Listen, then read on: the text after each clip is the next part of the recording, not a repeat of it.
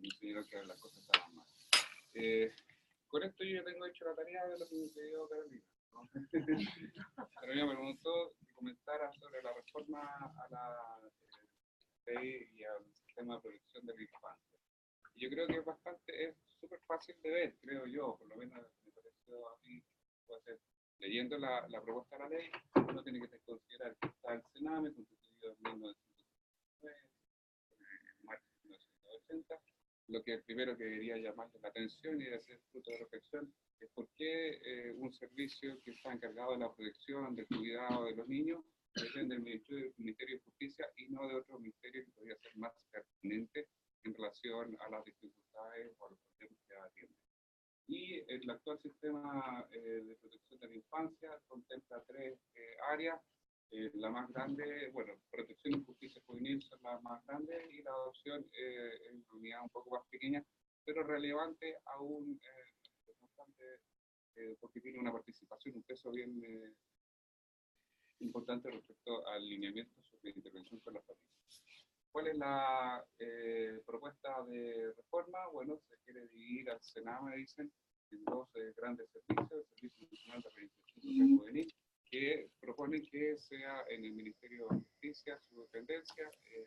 Yo en principio estaría de acuerdo con esto, porque aún cuando la justicia juvenil tiene que ver con la infracción de ley, probablemente la infracción de ley juvenil tiene mucho más que ver con elementos asociados a la pobreza que a elementos legales, como el Ministerio de Justicia está eminentemente compuesto por abogados. Creo que le faltaría el elemento más social que no.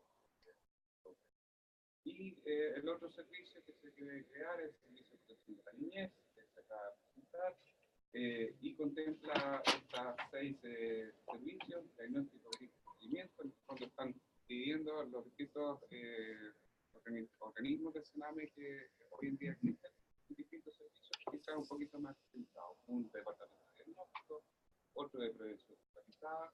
Pongo en rojo, porque eso no está en la ley en rojo de ninguna manera, reparación y restitución de derechos. Creo que el elemento más problemático, creo que ustedes podrían aquí tener una voz súper interesante, ya lo voy a explicar. Existe el fortalecimiento y regulación familiar como otro elemento. Eso es súper interesante que haya aparecido en la ley, porque probablemente una de las grandes falencias que tiene el Sename actual es que no existen verdaderos programas de fortalecimiento y revinculación familiar. Yo llevo trabajando en residencias y en la Corporación Casa del Cerro, tratando de buscar lucas en distintas instituciones públicas y privadas, para justamente trabajar con las familias que han vulnerado sus derechos a los niños. Y es súper difícil sensibilizar a otras personas para que ayudar a las personas que han vulnerado a sus propios hijos, a sus propios familiares. Es difícil porque genera mucha rabia, mucha violencia, el querer ayudar a veces a personas que han sido las causantes de las situaciones de maltrato. Entonces eso es lo que, por eso parece interesante. Hay un servicio de cuidado alternativo, probablemente, ahí van a haber probablemente dos áreas, las instituciones que van a ser cada vez de menos en menos, y se van a ir fortaleciendo en las familias de acogida especializada, eso ya otro tema, y la adopción. Ahora, estoy bien. Voy a tratar de plantear un tema más bien de una reflexión y un análisis crítico, y podemos conversar después de lo más técnico o de lo más filosófico, político, como ustedes quieran. Las raíces de la crisis del sistema de protección, yo creo que todo el mundo se pregunta esa cuestión. Voy a ir muy rápido. Según se puede preguntar, ¿es la estructura del Sename por sí sola? Hay, por ejemplo, diputados que dicen que eso debe ser, es la falta de capacidades personales, es decir, que los trabajadores y las personas no están suficientemente capacitadas. Esa es la razón. Es porque los niños no marchan ni generan movilizaciones sociales, que es que no se les considera. Es porque los niños son tratados como mercancía, como dice la diputada Jiménez Rincón. Es por la indolencia, como señala la defensora de la niñez Patricia Muñoz. Es por simplemente la falta de recursos, los problemas de desigualdad estructural del país. Se lo dejo a usted la pregunta. Yo voy a meter un punto de vista, pero todas estas preguntas me parecen válidas, por eso las tomo. Ahora, este es el punto central de mi exposición, que es lo siguiente. Ustedes se acuerdan que cuando asumió el nuevo gobierno se hizo una Comisión Nacional por la Infancia, que derivó en un Acuerdo Nacional por la Infancia, y derivó en esta frase: este es el encabezado del resultado de la Comisión Nacional por la Infancia. El presente acuerdo parte de la base de un reconocimiento que hacemos como Estado y como sociedad, asumiendo que hemos fallado en proteger de manera adecuada a los niños, niñas y adolescentes, y por eso pedimos perdón.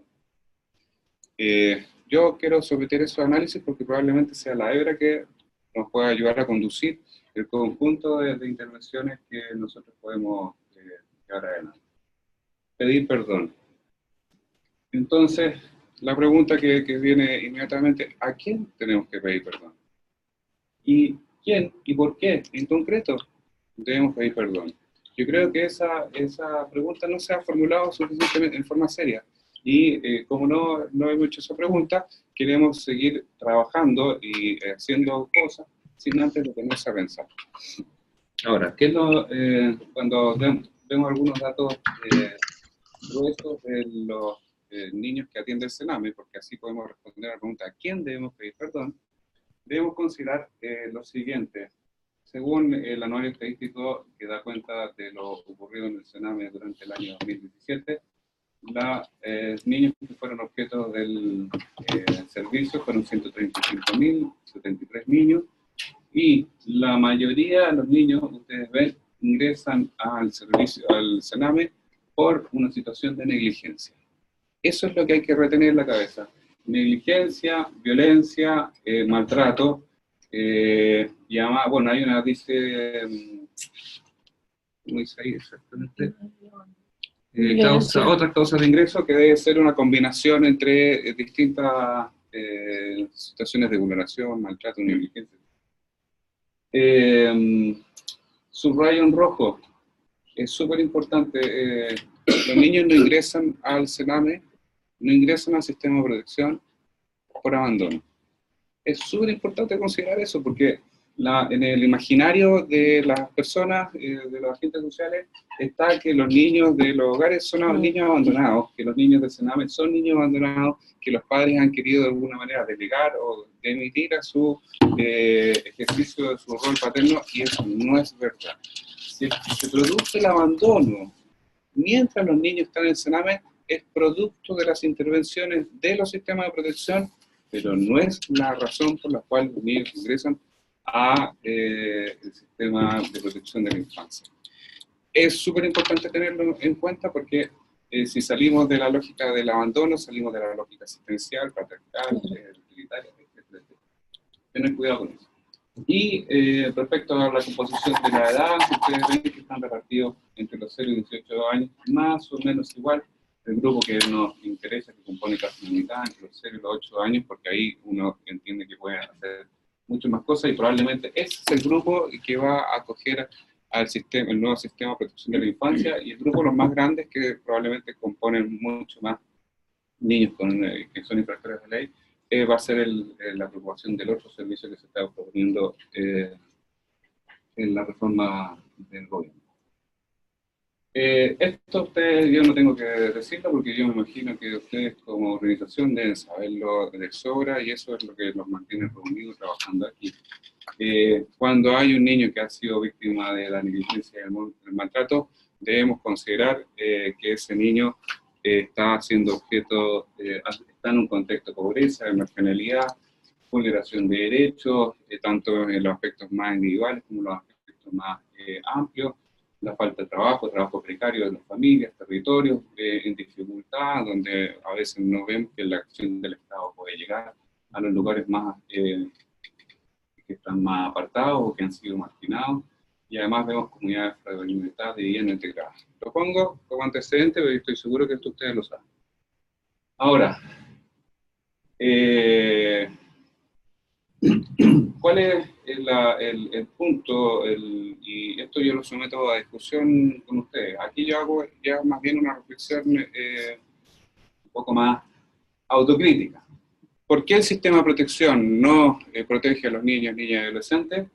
Primera proposición es porque del paradigma tutelar y paternalista que existía antes, desde los inicios de la protección de la infancia en Chile, han tenido esta idea de que en el fondo hay que sacarle los niños a su familia, educarlos los buenos valores que tiene determinada institución, como podría ser la iglesia, como podría ser alguna comunidad que tenga algún tipo de sensación de superioridad moral respecto a otros, ¿no?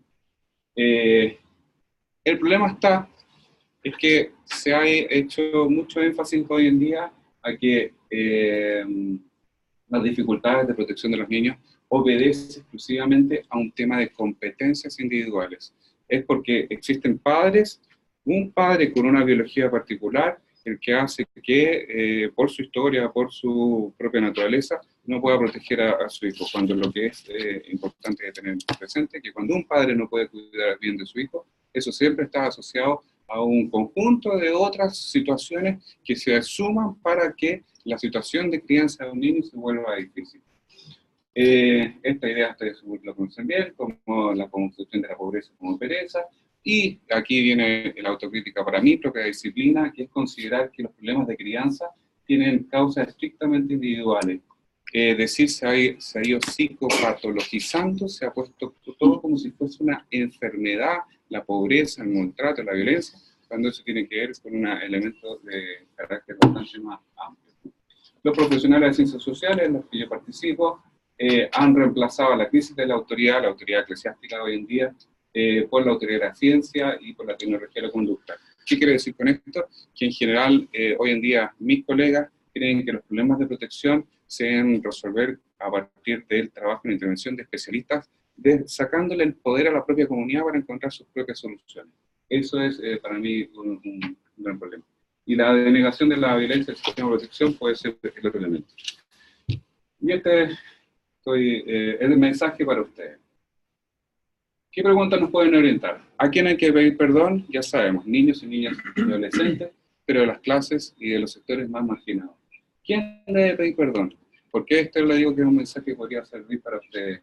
El Estado, su organismo y los mismos colaboradores del Estado. ¿Cuál es el problema? Que desde mi punto de vista, yo me atrevo a decir aquí en esta mesa, dado que bueno, me invitan y tomo la palabra, es que resulta que los organismos colaboradores del Estado, que son importantes actores en el tema de protección, y no sé, ustedes ubicarán a varios de ellos, una de las cosas que yo les reprocho es que no han sido capaces de ellos mismos hacer análisis autocríticos de que ellos han sido parte de la situación de violencia de los niños.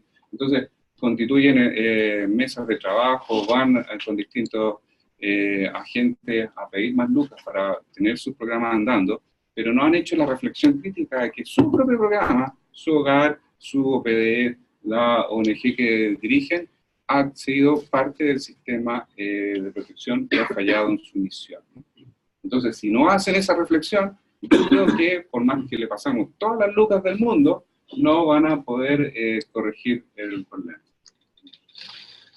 ¿Sobre qué pedir perdón? Entonces, sobre la violencia y qué clase de violencia. Y aquí está la cuestión.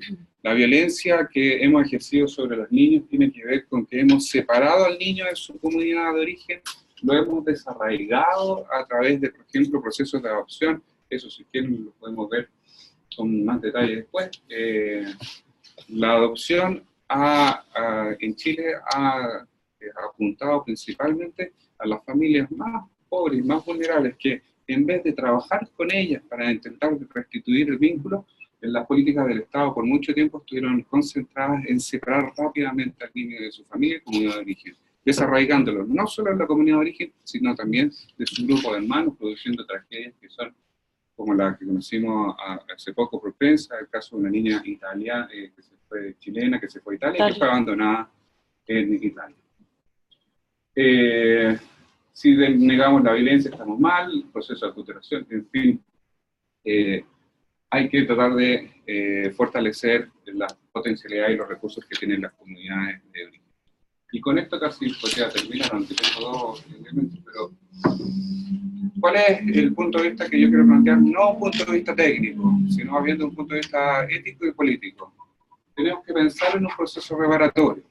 El proceso reparatorio tiene que ver con un proceso de perdón. Ahí hay, ustedes quieren, pueden ir a investigar toda una serie de seminarios de un filósofo súper importante, Jacques Derrida, que habla justamente de las grandes escenas del perdón que existió en el último tiempo en nuestro planeta, a propósito de la violación de los derechos, tengan ahí una atención, porque ¿cuál es el dato que debemos retener? La imagen quizás es más fuerte que la cita que les pongo ahí. La idea del trabajo reparatorio, que es lo que se propone el proyecto de ley de reforma del sistema de protección de la infancia, sostengo aquí en este caso, es que cuando algo se ha roto, lo que hay que intentar no es reemplazarlo por otra cosa, sino más bien, cuando algo se ha roto, de lo que se trata es devolverlo, y las fisuras, las heridas, las grietas que han quedado no se tratan de invisibilizar, sino que son resaltadas. Está lo que encontré alguna vez por casualidad junto con un grupo de amigos, lo que los japoneses llaman el arte del kintsugi, que consiste en que cuando una pieza se rompe, lo que ocurre no es que se va al líder o a la tienda a comprar la nueva pieza para que esté como nueva, sino que se realza todo el proceso de cicatriz, todo el proceso de herida que quedó en ella. De esa manera, esta pieza, y se realza además porque el pegamento tiene que ser con un metal noble, ojalá oro. ¿Cuál es la gracia de este gesto simbólico? Es que la herida, entonces, la herida tiene una historia. El objeto ahora tiene una memoria y una historia en donde se va a poder reconstruir y se va a poder rearmar lo que antes era para lo que estaba destinado previamente. En el caso de un ser humano, la idea es que cuando un niño o niña ha sufrido una situación de vulneración de derechos, no se trata de decir que esto no ocurrió, sino más bien se trata de transitar por la vida para trabajar a partir de ella. Y ahora casi, sí, con esto ya casi voy a terminar, para no quitarles mucho tiempo. Un trabajo reparatorio requiere entonces este reconocimiento de como actores que no hemos sido expeditos ni hemos sido suficientemente diligentes para resolver la situación de los niños, además que había una situación de violencia. Alguna vez, en algún momento la justificamos, hoy ya no es justificable. Tenemos que reconocer que esta situación se ha producido en una situación de asimetría, donde unas personas que tienen más poder ejercen una violencia sobre los que tienen menos poder. Restituir el lazo ético con el otro, el problema, la reparación no se hace sobre el daño, se hace sobre el lazo ético con el otro. No se hace sobre el daño, ustedes imaginen, lo que hay que tratar de hacer cuando un niño, por ejemplo, es objeto de la violencia física, no es atender ni trabajar sobre los golpes que quedaron exclusivamente en la piel o en sus órganos, sino que lo que nos interesa saber es qué de la relación con el otro permitió ese ejercicio de la violencia y cómo sostener hoy en día un vínculo con ese niño, con ese ser que puede tener una relación de dependencia o que se muestra más débil, que dio lugar a una situación de violencia. Y necesitamos ayudar a que existan vínculos en que las personas se sientan suficientemente protegidas. Ese es lo que nos importa como foco de trabajo, no sobre las consecuencias del daño, sino que debemos atender sobre el lazo que permitió ese daño. Y cuando ha habido una situación de vulneración de derechos, uno no puede justificar la intervención porque el niño está enfermo, niño está enfermo, tiene un problema, sino porque debe aplicarse simplemente porque es una necesidad de la justicia, que cuando alguien ha sido vulnerado en sus derechos, requiere una intervención que le devuelva y le restituya sus derechos. Y por eso digo, y puedo ahí culminar, que es un trabajo de memoria y de historización que permita entonces ayudar a comprender lo vivido. Ahí es un dibujo, un niño en Renca, un niño que trabajó hace 20 años, que dibuja su población y que me parece interesante. Eso lo podemos dejar para adelante. Los invito, parte de lo que yo les he puesto hoy día, está en un artículo que escribí con un título bien pretencioso, porque la verdadera razón de la crisis de protección del sistema de Chile. Estaba enojado, entonces quería que algo ocurriera, sobre todo a propósito de lo que pasó con cómo desmontaron el lanzamiento del informe del Instituto de Derechos Humanos sobre la situación de protección de los niños. Entonces, ahora sí, seguir pensando en este desafío grande, pienso yo, no es un problema técnico, es un problema ético y político que hay que considerar a la hora de pensar en las aplicaciones técnicas, en las soluciones más concretas a las que probablemente ustedes están hoy en día conectados. Eso es lo inicio que tenía que decir.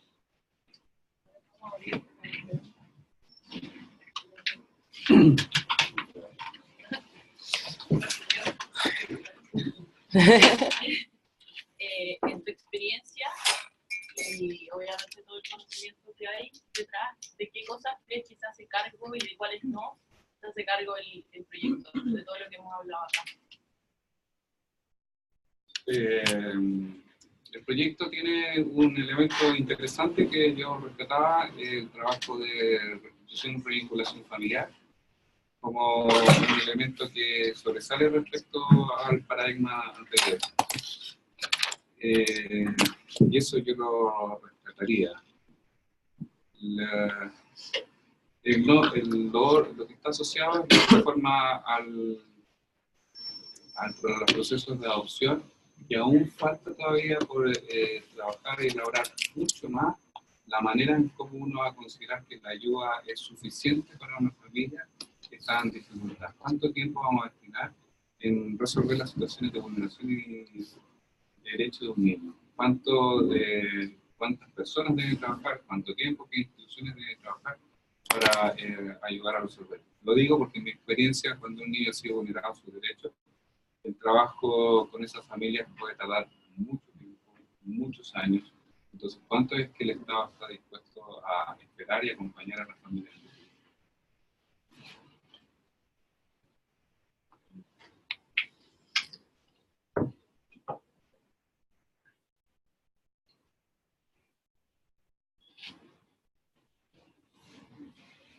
¿Qué te refieres cuando en la diapositiva hablaba de denegación de la violencia? Bueno, esa es la razón por la que ya a veces no soy muy querido por las otras ONGs que trabajan como colaboradoras del Sename, en el sentido de que las instituciones, tanto de evaluación como aquellas que tienen centros residenciales, no han sido capaces de dar cuenta a ellos mismos de su acción que ha vulnerado los derechos de los niños. Y ahí, gracias por la pregunta, porque muchas veces el sistema de protección ha considerado como un solo gran principio dentro de todos los principios que existen en la Convención Internacional de los Derechos de los Niños y Adolescentes, que es el derecho a vivir en familia.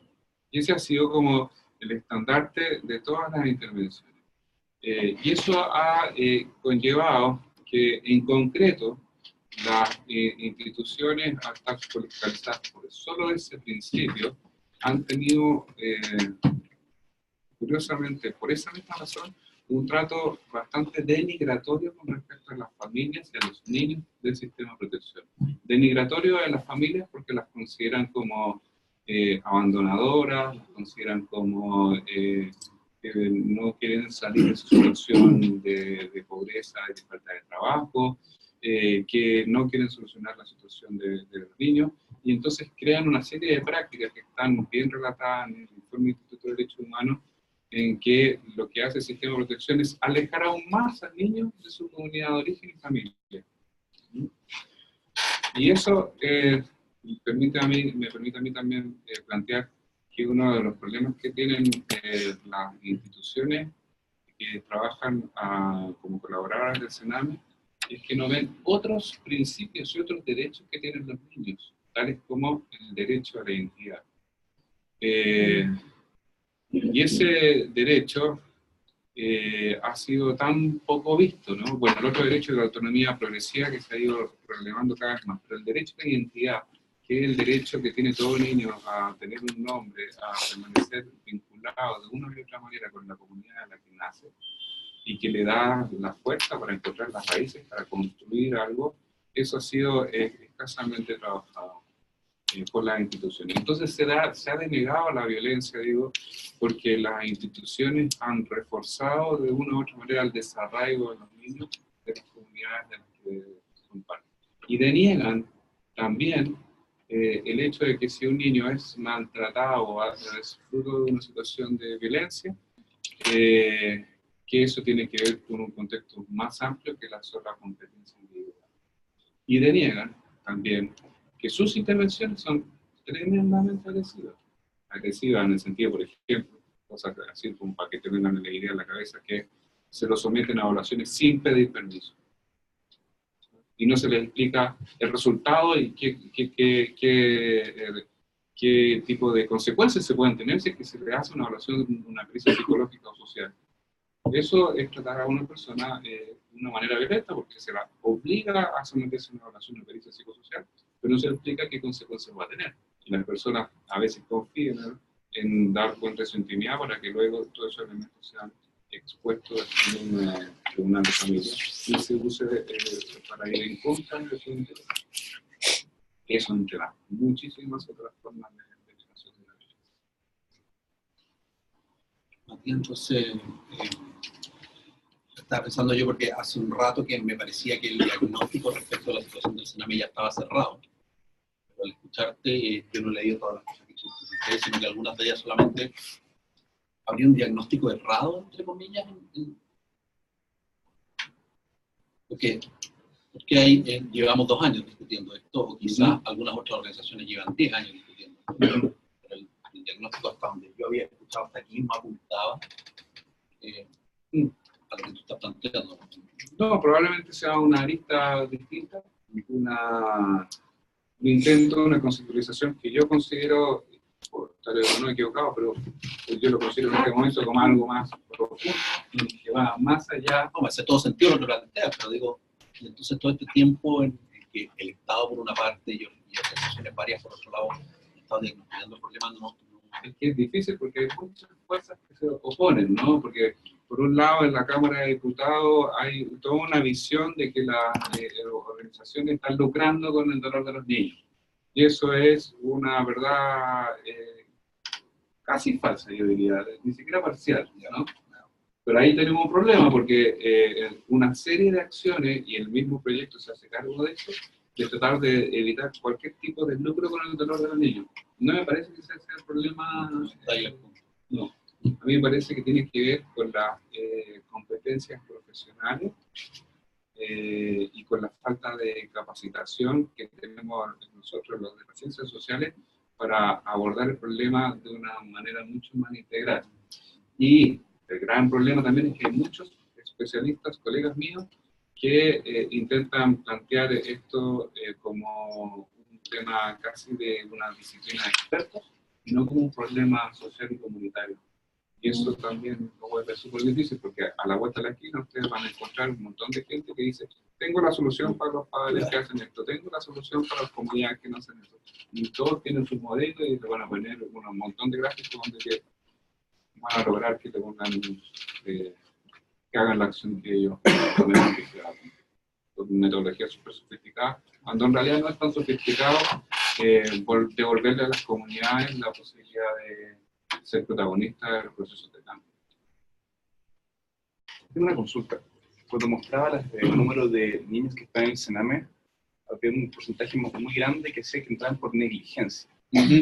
¿Eso es producto de qué? Porque cuando yo veo negligencia, o sea, nunca tuvieron que haber entrado esos niños en ese sistema.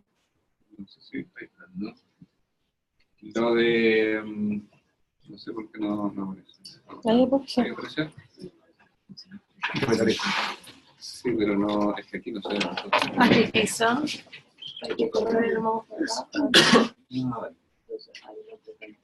Ya, y ahí lo vamos a ver. Entonces, la pregunta era... Claro, ¿Cuál es esa o sea, negligencia? ¿qué quiere decir eso de negligencia? O sea, cuando negligente es porque nunca tuvieron que haber entrado, imagino. La negligencia se produce de que hay una falta producto de que no hay dolo. Exacto. Entraron, Exacto. pero no tuvieron que haber entrado. Sí, sí. Y eso es ¿por qué? Pero mira, pero no sé si tu pregunta puede haber una, veamos si ¿crees que todos entran al sistema residencial? No, solo al Sename, puede ser programa ambulatorio, lo que fue, programa residencial. En el 2017 solo 20.000 niños o 18.000 entraron al sistema residencial, el resto está en programas ambulatorios. Ahora, la pregunta tuya, negligencia. La situación es un poco más, para ponerla amplificar el problema, hay muchos niños que se les impone una medida de protección antes de nacer. Hay a veces en los hospitales, por los antecedentes que tiene la madre de no haber cuidado a otros hijos, eso es ya suficiente como para imponer una medida de protección. Es más o menos fundado, pero no siempre es correcto porque puede causar que otras personas que han cambiado su situación de vida no tengan por qué reproducir las situaciones de generación de hijos. Entonces tú dices, no debería haber negligencia, efectivamente, porque no hay dolo, no hay intención. No es que alguien ha querido hacer esto, sino que negligencia puede ser que en el jardín infantil el niño llega habitualmente desasiado. Entonces, en vez de jardín infantil como una comunidad educativa que asume el tema integral, lo deriva a la Oficina de Protección de Derechos. La Oficina de Protección de Derechos le hace una serie de evaluaciones a la familia que determina que no solo va desasiado, sino que también no hay los controles de salud. Y puede entonces empezar a detectar otra situación de vulneración de derechos. Y si determina que es suficientemente grave, se inicia un juicio en tribunales de familia.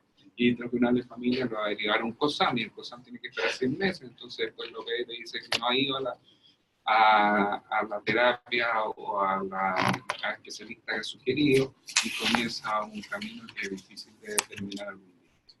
Entonces, ¿esto es por negligencia de otras instituciones? La familia de origen. No, familia de origen. Eso es por la que llevan al Sename. La negligencia de la familia. Eso es lo que nos lleva a ser ingresados al Sename.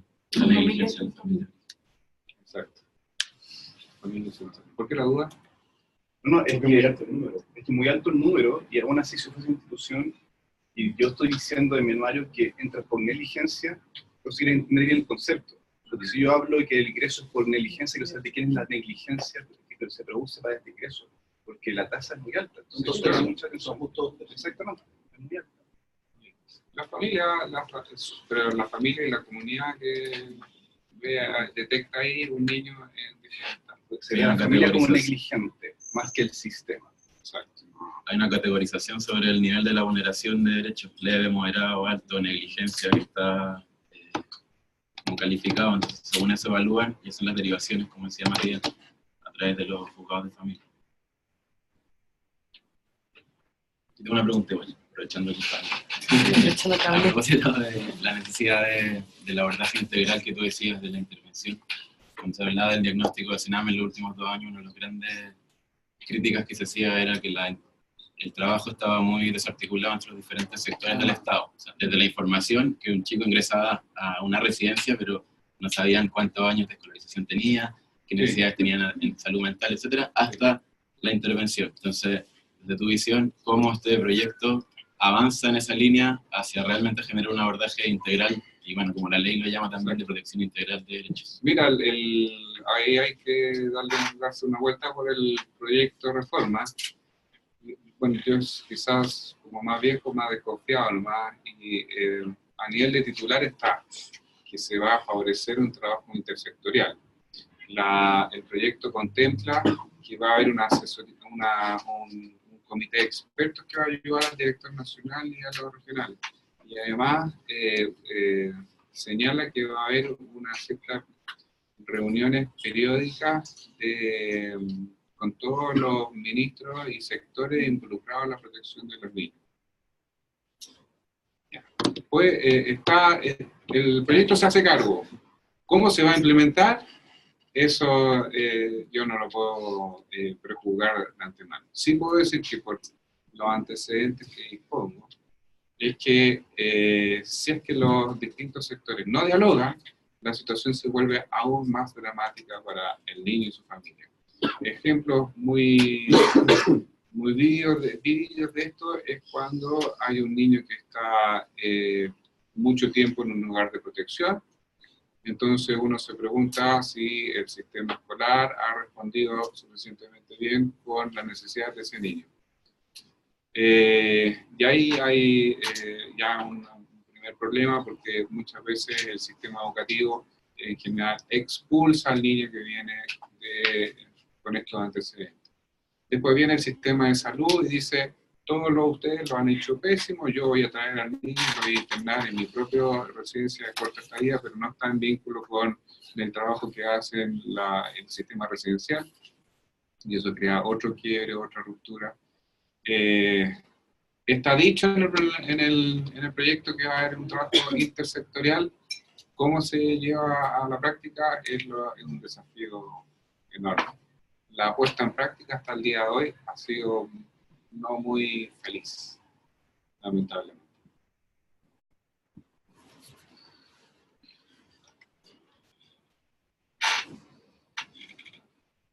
Yo tenía una consulta respecto a lo que dijiste de las instituciones que terminan siendo cómplices de la vulneración de derechos. Entonces, hay muchas instituciones relacionadas con nosotros del Sename, muchas instituciones que trabajan con niños que se ofrecen para ayudar a las instituciones. ¿Cuál debería ser la posición de las ONGs que están trabajando con niños? ¿Deberían de meterse a una intervención donde intervengan con los niños y con la institución? Porque no todas las instituciones, como se ha sabido, o sea, por los casos de Chile, de que muchas de las instituciones que tenían que cuidar, cuidar a los niños y sus derechos, se van violentando.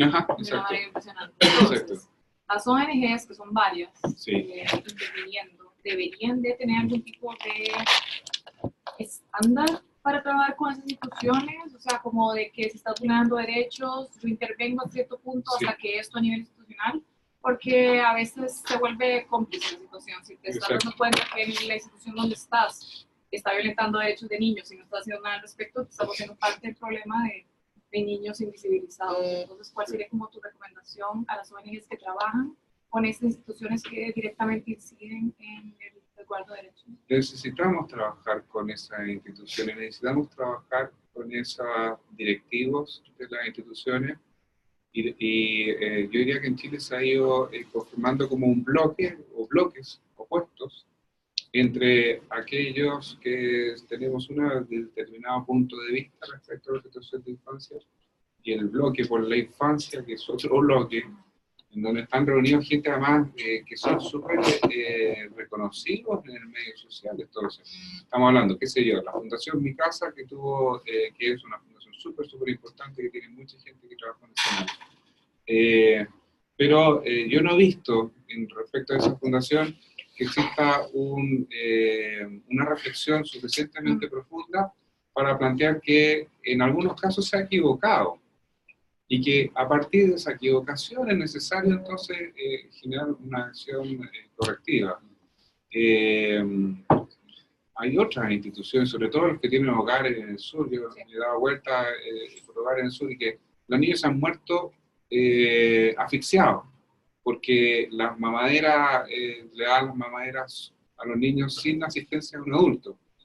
Y esas instituciones nos han hecho una reflexión crítica más profunda, que no es que la cuidadora no estaba en el momento en que le daba la mamadera, sino que lo más profundo es que la gran mayoría de las instituciones, por ejemplo, residenciales, les paga muy poco a las cuidadoras de trato directo porque considera que es un personal de segunda clase. Y esa reflexión no la han hecho.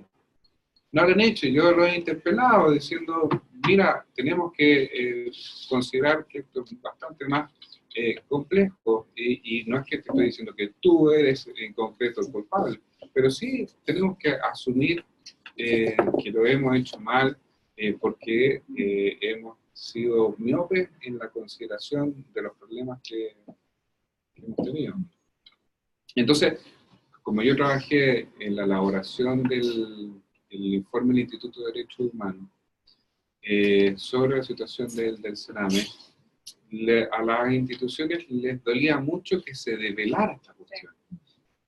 Y querían de una u otra manera que pasara colado, porque siempre nos dicen, no, que todo se solucionaría si es que nos dan más plata para solucionar los problemas. Ya, pero ¿cuál es la lógica que permitió que las educadoras de trato directo hayan tenido un trabajo completamente mal remunerado, mal valorado, etc. O también con respecto a los programas ambulatorios del Sename, la mayoría de estos programas, como trabajan con lo justo, tienen a personas que no han tenido suficiente experiencia en el desempeño de la labor en el ámbito de la protección. Y eso ha generado entonces que las profesionales que están a cargo no tengan suficientes herramientas para llevar adelante la tarea. Y eso no ha sido un elemento de reflexión de la institución. Se defienden como gatos de espalda. Pero porque ustedes son una ONG, según lo que yo logro, no conozco en profundidad, pero entiendo que es otro del paradigma que está a la base de la construcción de la solución de los problemas derivados de la pobreza, es que probablemente ustedes tengan más autoridad o tengan mejor llegada con las instituciones con las que tienen relación para ser más protagonistas de esta reflexión crítica. Seguir siendo como cómplice de la situación. ¿Cómo aprovechamos la libertad que tenemos? O sea, ¿cómo usamos esa línea de crédito que nos da una libertad de decir lo que tenemos que decir? Ahora, me encanta el enunciado, o hasta donde yo escucho el enunciado que dice, mira, la comunidad es la responsable. Y yo creo que también hay una súper buena jugada de decir el Sename, o el gobierno, o el Estado, y lo ponemos afuera. Lo que tú estás haciendo es decirnos, mira, la comunidad es responsable, tenemos diferentes formas de actuar, y en la medida que somos distintos actores de la sociedad. Pero somos todos responsables. O sea, yo me paro de aquí en 5 minutos más y sé que parte de que 135.000 niños estén en la situación que estén también es responsabilidad mía. Creo que hay un cambio súper importante para nosotros como organización. No es solo indicar con el dedo a quienes lo hicieron o no lo hicieron, sino que también es decir, mira, nosotros como comunidad no hemos sido cargo de Chile.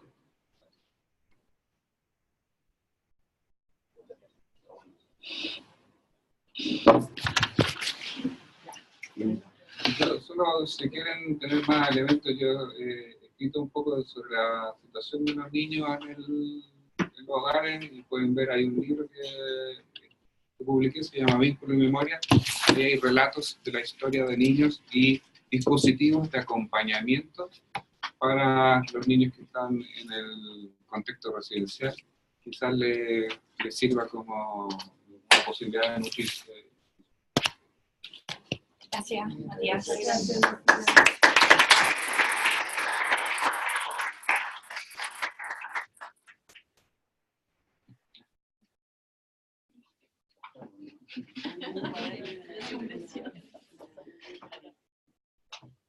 Matías, gracias por la presentación. Precisamente cuando pensamos este espacio a propósito del proyecto de ley, lo que estaba pasando, uno de los objetivos de este espacio es que podamos estar todos un poco informados por lo que trabajamos todos los días, entonces tenemos que estar como más al corriente, al día de lo que está pasando, no solamente en los espacios, en los proyectos en los que trabajamos, por las causas que estamos, sino también en lo que está pasando en la política pública, en cómo se están moviendo las causas también por las que trabajamos todos los días, quizás en otros espacios más enterrados nosotros. Entonces, ese espacio tiene mucho que ver con eso, y cuando pensamos en ti, pensamos también en una voz distinta, o sea, en alguien que pudiera darnos la visión precisamente desde el otro lado, quizás no que nos viniera a explicar como el proyecto en sí, que es algo que podemos encontrarlo mucho más fácil metiéndonos en Google, sino que alguien que tuviera como esa mirada como más analítica, distinta, y que pudiera como ayudarnos a ver cosas que cuesta un poquito más ver a veces. Así que gracias a la Caro y al Carlos también que estuvieron en las gestiones. Y va a quedar grabado el video, así que ahí estamos buscando mecanismos para ver cómo se lo difundimos. Gracias, muy bien, muchas gracias. Y gracias. Esperamos que quizás, no sé, pues, poder reunirnos contigo y contarte un poco más de lo que trabajamos en específico. La promoción y protección de derechos es una de las causas importantes en las que trabajamos como América Solidaria, así que ahí quizás contarte. Invitado a Casa del Cerro cuando quieran. Buenísimo. Sería bueno. Muchas gracias. Excelente.